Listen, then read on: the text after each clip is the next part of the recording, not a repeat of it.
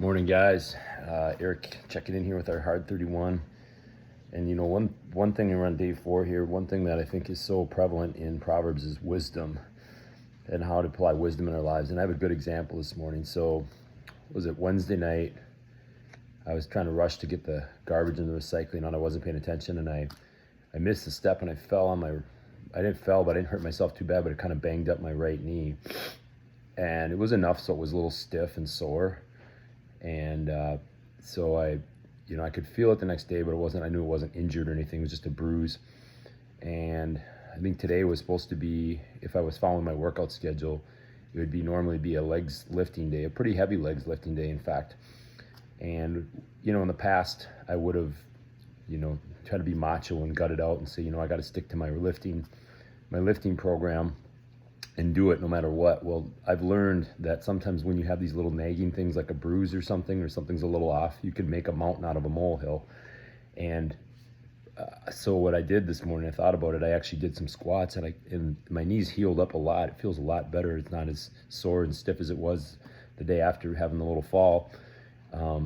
But I know, like, looking at the workout, I have to do front squats and jumps and all these things that are going to put pressure on it.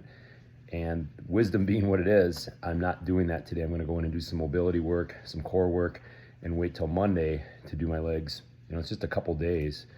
Really, what's a couple days in the grand scheme of things? But I know my knee will probably be 100% by then, instead of doing it at 90% today and maybe possibly compensating, which could cause problems in other areas of my body, or making the knee flare up again and not letting it heal, and then I'm not having any good leg workouts. So this is what's called wisdom, is you gain this stuff down the road and you don't keep repeating the same mistakes. Because I know for sure in the past I would have went in and did it no matter what.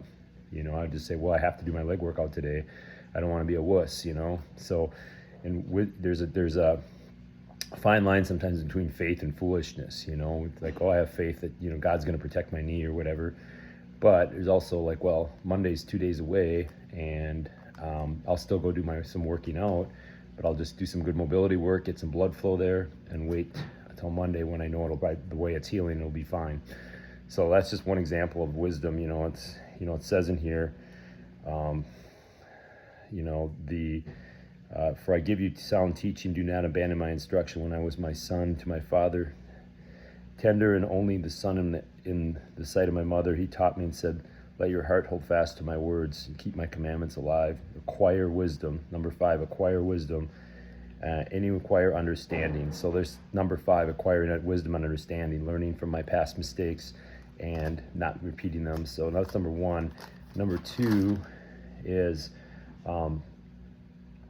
guarding your heart. From it flow the springs of life. That's one every day in my prayers I always ask for God to create a clean heart in me, because it gets polluted being out in the world, being around people.